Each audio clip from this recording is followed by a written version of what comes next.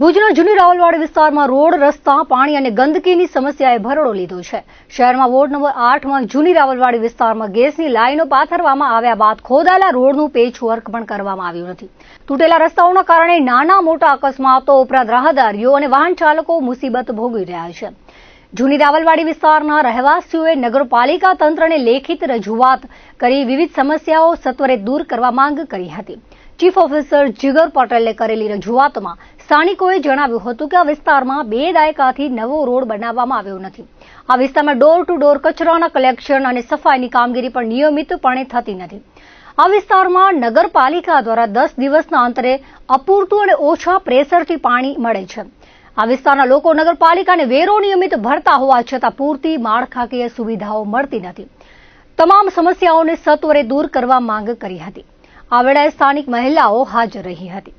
ભુજ નગરપાલિકામાં આજે ward number 8ની જે સમસ્યા હતી એના સંદર્ભમાં રહેવાસીઓ અને જૂની રાવલવાડીના લોકો સોસાયટીના વતનીઓ બધા જ આજે સાથે મળી અને 100 ઉપરની સાઈનો કરાવી અને જે લોકોને જે પ્રોબ્લેમ હતી એની સમસ્યા માટે આવેલા। સમસ્યા પહેલી છે કે જે ગેસ લાઈન નખાવવામાં આવી એના પછી એના પેચવર્કનું કામ 12 મહિનાથી બાકી હતું, એ કરેલું નથી અને એ કરવા કે ન કરવાનો ડિસિઝન ચીફ ઓફિસરનો સાહેબનો હતો, પણ આનામાં ક્યાંક ને ક્યાંક ચૂંટાયેલા પ્રતિનિધિઓ દખલઅંદાજી કરી અને પોતાની મનમાની કરતા હતા એનું અમને ખ્યાલ પડ્યું એટલે અમે ચીફ ઓફિસરને રજૂઆત કરવા આવેલા।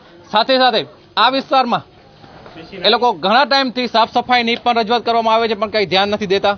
સાથે સાથે પાણીની સમસ્યા છે, મજા આવે એ રીતે ટાઈમે પાણી આપતા, હવે તો 8-8 દિવસે પાણી આપે છે અને આ બધાનું નિરાકરણ કરવા માટે થઈને સોસાયટીના લોકો સાથે મળી અને આજે અમે ભુજ નગરપાલિકામાં રજૂઆત કરવા આવેલા। ચીફ ઓફિસરે 10 દિવસનું કીધેલું છે, 10 દિવસમાં પેચવર્કનું કામ થઈ જશે અને સાથે સાથે સફાઈનું પણ રેગ્યુલર ચાલુ કરાવી આપશે અને પાણીની પણ વ્યવસ્થા પૂરી પાડવામાં આવશે એવું કીધેલું છે।